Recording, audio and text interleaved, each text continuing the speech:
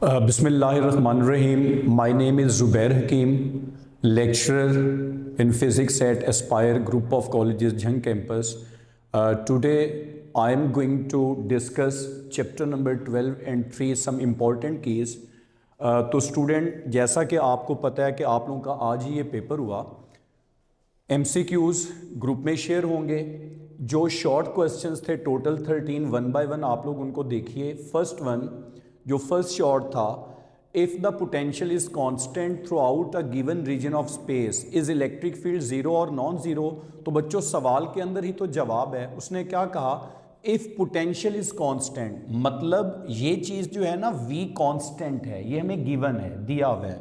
अगर V constant है तो इसका मतलब जो उसका चेंज है वो ज़ीरो रहेगा, क्योंकि वो चीज़ ही तब्दील नहीं हो रही, कांस्टेंट है, तो उसका डेल्टा भी ज़ीरो होगा। By using equation E is equal to minus delta V by delta R, जब डेल्टा V ही ज़ीरो है तो ऑब्वियस सी बात है इलेक्ट्रिक इंटेंसिटी ने क्या आना है, ज़ीरो। तो आंसर लिखने के बाद उसी को कंक्लूड किया जाएगा रिजल्ट की फॉर्म में कि जो गिवन कंडीशन उसने कही थी, अगर पोटेंशियल कांस्टेंट होगा तो अंडरस्टूड बात है इलेक्ट्रिक फील्ड क्या होगा, ज़ीरो होगा। सेकंड शॉर्ट बड़ा फेमस, हर साल ऑलमोस्ट बोर्ड के पेपर में आने वाला स्टूडेंट्स, इंतहाई आसान, electric field lines never cross each other why. तो ऑब्वियस सी बात है, क्लास में भी बताया जाता है कि इलेक्ट्रिक फील्ड इंटेंसिटी बेसिकली एक वेक्टर क्वांटिटी है, और जो भी वेक्टर क्वांटिटीज होती हैं उनकी डायरेक्शन होती है। सेम इलेक्ट्रिक फील्ड लाइंस अगर वेक्टर क्वांटिटी हैं तो इनकी डायरेक्शन फाइंड की जाती है बाय ड्राइंग देयर टेंजेंट्स। और बच्चों टेंजेंट क्या होता है, और यही तो टेंजेंट है जो किसी भी सरफेस को टच करे just on a single point.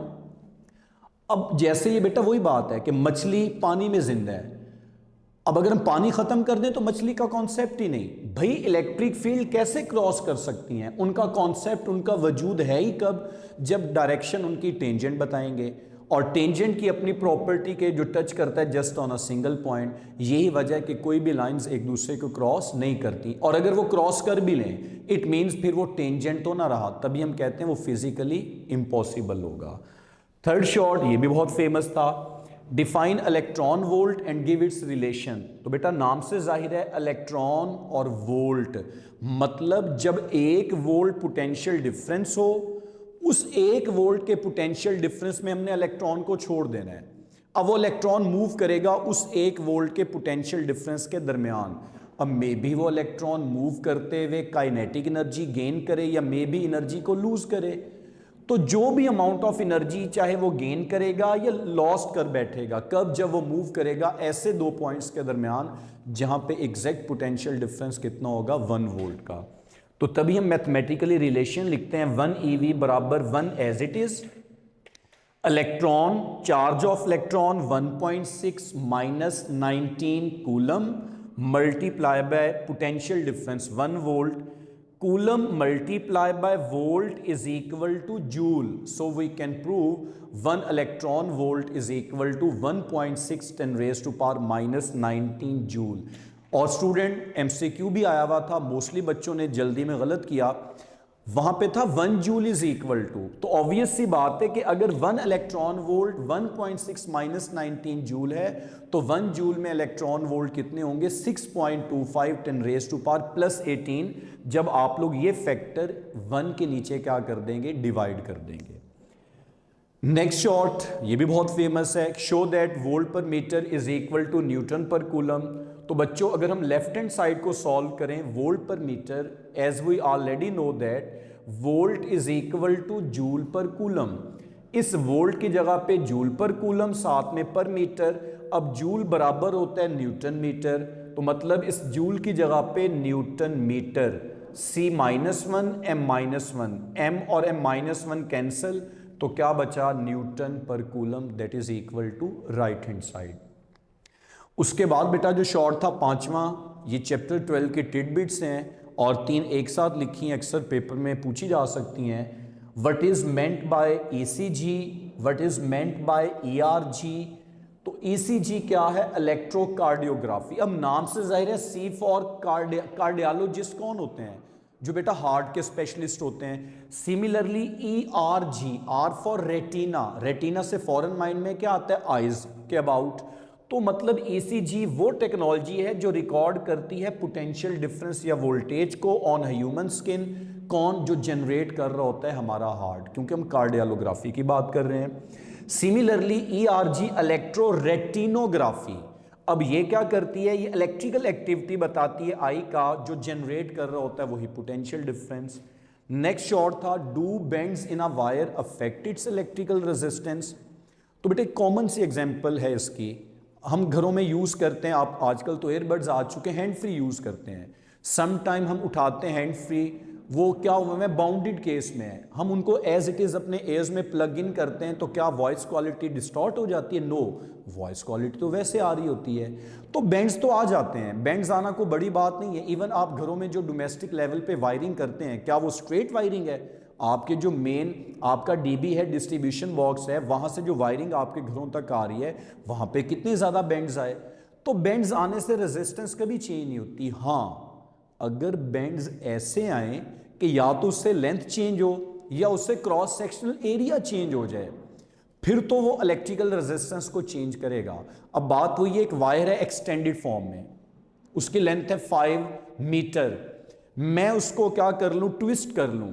अब ट्विस्ट करके देखने में वो छोटी होगी, लेकिन उसकी लेंथ उसी के अंदर है, एरिया उसी के अंदर शामिल है। तो यही बात है कि R is equal to rho L by A. जो इलेक्ट्रिकल रेजिस्टेंस है वो डिपेंड करती है सिर्फ और सिर्फ लेंथ और एरिया पे। जब लेंथ और एरिया ही चेंज नहीं हो रहे तो इलेक्ट्रिकल रेजिस्टेंस कभी भी चेंज नहीं होगी। नेक्स्ट शॉर्ट, ये भी एक्सरसाइज का है कि किस फिलामेंट ऑफ अ बल्ब में रेजिस्टेंस हायर बनेगी या लोअर बनेगी। तो अकॉर्डिंग टू डेटा पावर होता है V स्क्वायर बाय R, तो रेजिस्टेंस बनी V स्क्वायर बाय पावर। एक वोल्टेज है 220 और एक है पावर 500, फिर सेम यहां पे भी वैल्यूज रिप्लेस की, तो इन दोनों के आंसर आ गए।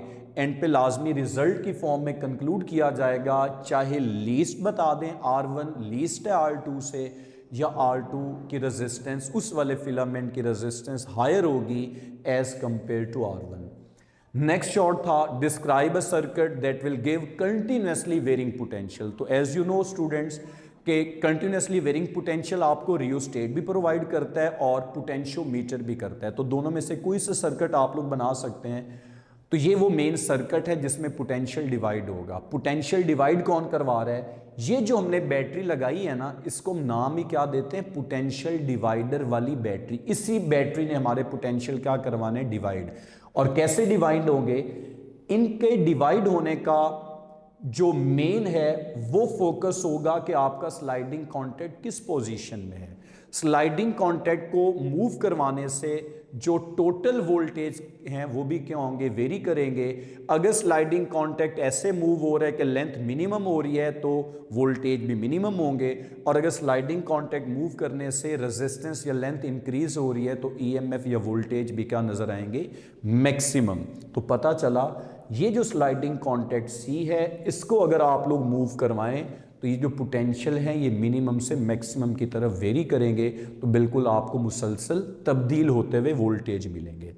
नेक्स्ट शॉर्ट था बहुत ही simple, you have to find the value of current when you are given amount of charge and time. There are 90 coulomb charges and time is 1 hour and 15 minutes. When you convert this time into seconds, then it becomes 4500. After dividing with 90, answer becomes 2 into minus 2 ampere.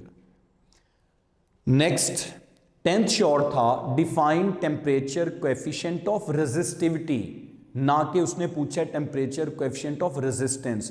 हैं दोनों एक जैसे almost, बच्चे अक्सर इसमें दोनों में से कोई आ जाए तो उनके माइंड में पहले वाला चल रहा होता है। तो बेटा अब उसने पूछा रेजिस्टिविटी, तो फ्रैक्शनल जो चेंज आनी है वो रेजिस्टिविटी में आनी है पर यूनिट केल्विन।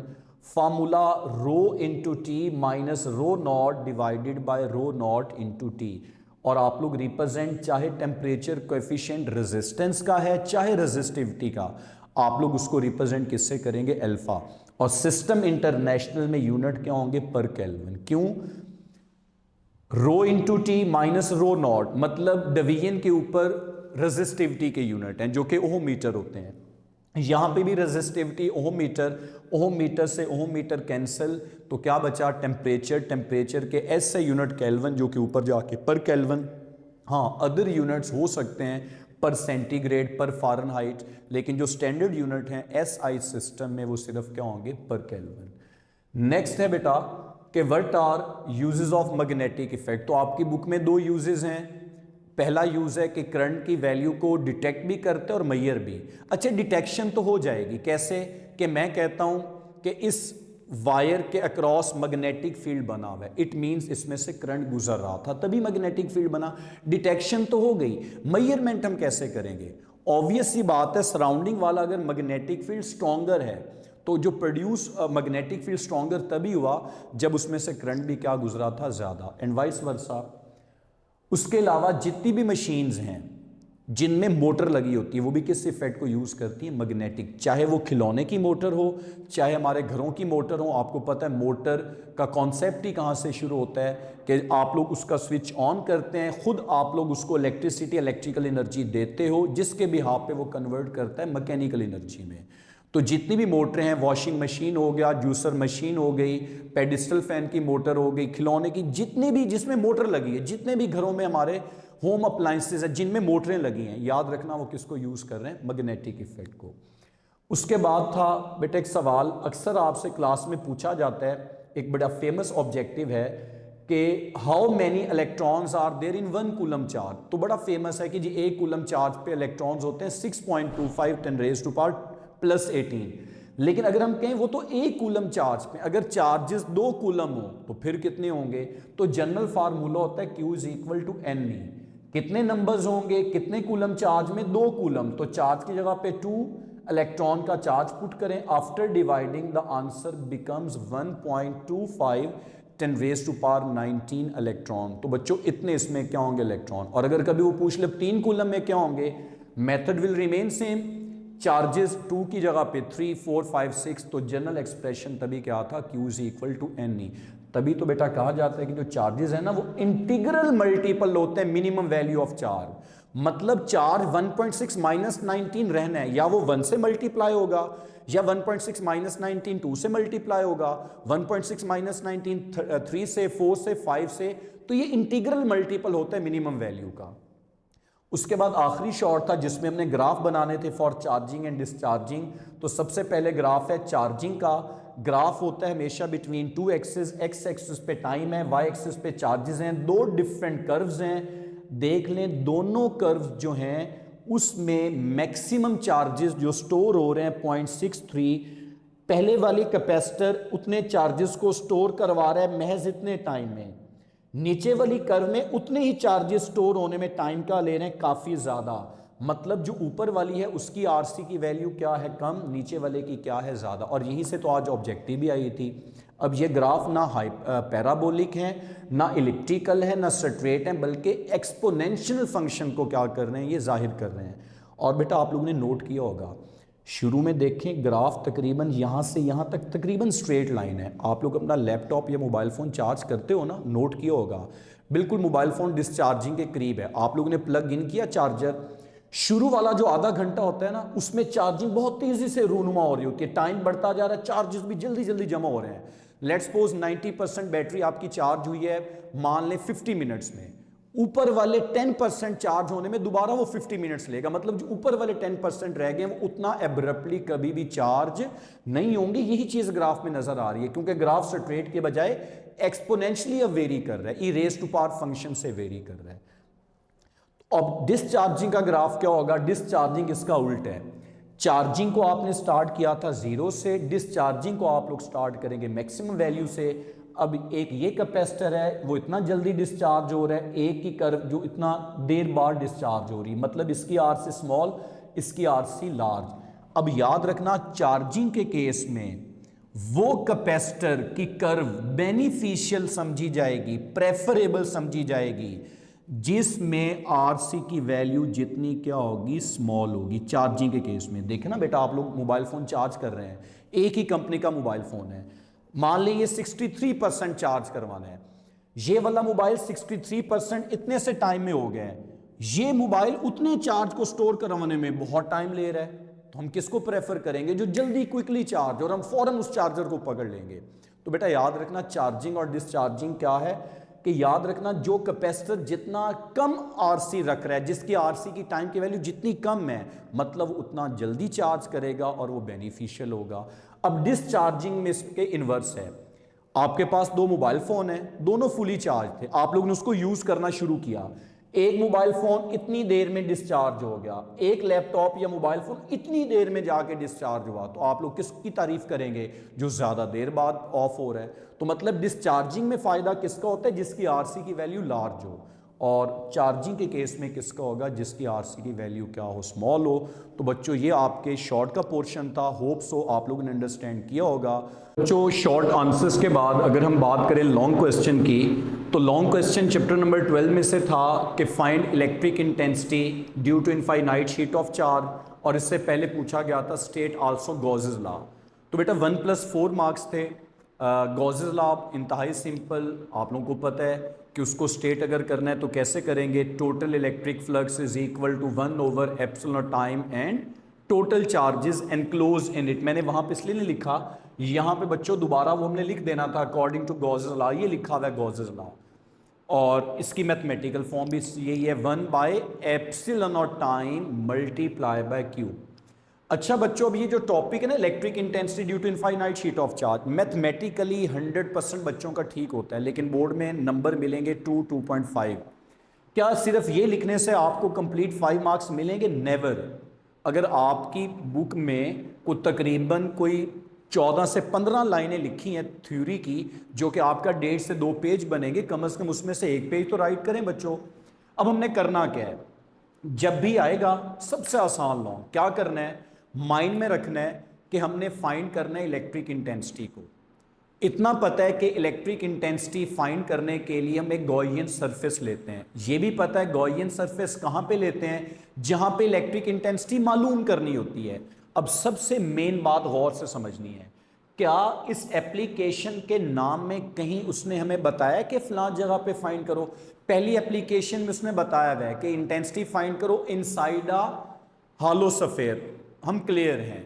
थर्ड एप्लीकेशन में भी क्लैरिटी है कि इलेक्ट्रिक इंटेंसिटी फाइंड करो between two oppositely charge parallel plate, वहां पे भी क्लैरिटी है। यहां पे उसने ये नहीं कहा कहां पे फाइंड करो, बस उसने कहा due to infinite sheet of charge. तो इसमें हम ना एक सपोजिशन करेंगे, ये एक फाइनाइट पोर्शन है जिसके ऊपर पॉजिटिव चार्जेस हैं। हमने क्या करना है? इस शीट के इंतहाई करीब एक पॉइंट लेना है P और P प्राइम। ये वो पॉइंट हैं जहां पे हमने इलेक्ट्रिक इंटेंसिटी को मालूम करना है। अब ये एक सपोजिशन है, अगर इन पॉइंट्स पे इलेक्ट्रिक इंटेंसिटी को मालूम करना है तो हम इसी पॉइंट पे ड्रॉ करेंगे गॉसियन सरफेस। और गॉसियन सरफेस आपको पता है हमेशा होती है क्लोज होती है, तो यह in the form of cylinder. अच्छा बच्चों, मे भी आप लोग कहें कि इसमें हॉलो बॉक्स क्यों नहीं लिया, इसमें सफेयर क्यों नहीं लिया, इसमें रेक्टेंगल ले लें वो भी तो क्लोज होती है, ट्रेपिज्म ले लें वो भी तो क्लोज होती है। तो आपकी बुक वाले ने बिल्कुल आपको क्लियर किया है, the choice of Gaussian surface depends upon by which you can easily calculate the electric flux. मतलब मे बी गॉसेस जो साइंटिस्ट था उसने अगर फर्स्ट एप्लीकेशन में पैरेललोग्राम ली, उसका जवाब ना आया, उसने फर्स्ट एप्लीकेशन में सिलेंडर लिया, जवाब ना आया, हॉलो स्फीयर लिया, रेक्टेंगल, ट्राइंगल, बहुत सी शेप्स ली, उसका आंसर नहीं आ रहा था। जैसे फर्स्ट एप्लीकेशन में स्फीयर लिया, फौरन उसका रिक्वायर्ड रिजल्ट आ गया। तभी तो बुक वाला कह रहा है the choice of Gaussian surface depends upon by which you can easily calculate the electric intensity. तो एनी हाउ ये एक फाइनाइट शीट है जिसके ऊपर पॉजिटिव चार्जेस हैं। ये पॉइंट हमें गिवन नहीं है, ये हमने सपोज किए हैं कि शीट के इंतहाई करीब पड़े हैं। इसी पॉइंट पे हमने इलेक्ट्रिक इंटेंसिटी को मालूम करना है, तो इसी पॉइंट पे हमने बना दिया सिलेंडर। अब सिलेंडर की कितनी बनी? उसकी साइड्स टोटल 3 बनी, राइट एंड, लेफ्ट एंड, और इसको हम नाम देंगे दरमियान वाला मिडल या कर्व्ड एंड। अच्छा बच्चों, एक बहुत ही इंपॉर्टेंट बात, ये एक ही डायरेक्शन एरिया की इधर ही क्यों बनाई? चार्जेस सारे क्या हैं? पॉजिटिव हैं, सेम चार्जेस हैं शीट के ऊपर, सेम चार्जेस एक दूसरे को क्या करेंगे? रिपेल, मतलब रिपल्शन होती है बाहर की तरफ, फोर्सेस किधर लगेंगी? बाहर की तरफ। सबको पता है electric intensity is a vector quantity, electric intensity की वही डायरेक्शन होगी जिस डायरेक्शन में फोर्स। इट मींस अगर फोर्सेस बाहर की तरफ तो इलेक्ट्रिक इंटेंसिटीज भी बाहर की तरफ, ठीक है। एरिया इस तरह क्यों बनाया है? फर्स्ट ईयर में हमें कॉन्सेप्ट दिया जाता है जब हम यूनिट वेक्टर बच्चों को पढ़ाते हैं कि यूनिट वेक्टर हमेशा क्या होता है? परपेंडिकुलर टू द प्लेन होता है। तो जो भी आप लोग बनाते हो वेक्टर एरिया, वो किसी भी प्लेन के ऊपर ऐसे बनाओ कि उस प्लेन पे एंगल क्या बना ले, 90 बनाए। अब आप लोग देख सकते हैं कि ये देखें वेक्टर एरिया इस प्लेन के साथ एंगल क्या बना रहा है, 90। ये वेक्टर एरिया भी इस प्लेन के साथ एंगल 90। तो वेक्टर एरिया हमेशा normal to the plane draw किया जाता है कि वो उस प्लेन पे एंगल कितना बनाए, 90। ये लिखने के बाद आप लोगों ने लाजमी लिखना है कि जो लेफ्ट और राइट एंड है वहां पे इलेक्ट्रिक फ्लक्स मैक्सिमम प्रोड्यूस होगा क्योंकि इलेक्ट्रिक फील्ड लाइंस है राइट एंगल पे, जबकि मिडल एंड पे क्या होगा, कोई फ्लक्स जनरेट नहीं होगा। मैथमेटिकली देखें तो टोटल एंड्स 3 बने। राइट एंड है ये वाला, ए और ए दोनों पैरेलल हैं। पैरेलल मतलब एंगल 0, डॉट प्रोडक्ट है, E A cos of theta, theta 0, cos 0 1। तो राइट एंड का फ्लक्स बनेगा मैक्सिमम। लेफ्ट एंड भी पैरेलल, मैक्सिमम। मिडल या कर्व्ड एंड में ई और ए दोनों क्या है, परपेंडिकुलर, एंगल 90, कॉस 90 0। अच्छा, अब यहां पे हमने ऐसा क्यों बनाया? इलेक्ट्रिक इंटेंसिटी या तो राइट बनाएंगे या लेफ्ट, वो तो कंफर्म बात है। एरिया ऐसे क्यों बनाया? अब देखें बच्चों, अगर ये कर्व्ड सरफेस है ये वाली, अगर मैं एरिया इधर बना देता, अब ये सरफेस तो ऐसे है ये वाली, इट मींस ये सरफेस है और ये मेरा है वेक्टर एरिया। क्या ये एंगल 90 बना? नहीं। अगर अब मैं यहां पे बनाऊं वेक्टर एरिया तो इस गिवन प्लेन पे वो एंगल क्या बनाएगा, 90 डिग्री। तो मतलब जो कर्व्ड एंड है वहां पे कोई फ्लक्स नहीं, सभी के फ्लक्स को ऐड करें तो 2EA according to Gauss's law. अच्छा बच्चों, अगर आपसे को पूछा जाए ये भी टोटल फ्लक्स है, ये भी टोटल फ्लक्स है, इन दोनों इक्वेशन में क्या फर्क है? तो याद रखना ये फ्लक्स है सिर्फ ऐसी सरफेस का जो सिलेंड्रिकल शेप में मौजूद है ये भी फ्लक्स क्लोज सरफेस का, लेकिन जनरली किसी भी क्लोज सरफेस का ये फ्लक्स वैलिड हो सकता है।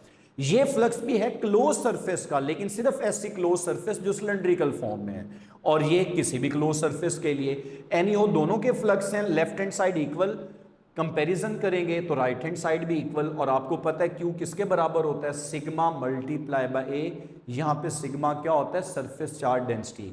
वैल्यूज पुट की, कैंसिलेशन के बाद फार्मूला ये बना। इसी को अगर वेक्टर फॉर्म में लिखना चाहते हैं, ई के ऊपर वेक्टर आएगा, तो ऑब्वियस सी बात है राइट साइड पे आप लोग क्या यूज करेंगे, क्योंकि डायरेक्शन हमें कौन बताता है, यूनिट वेक्टर।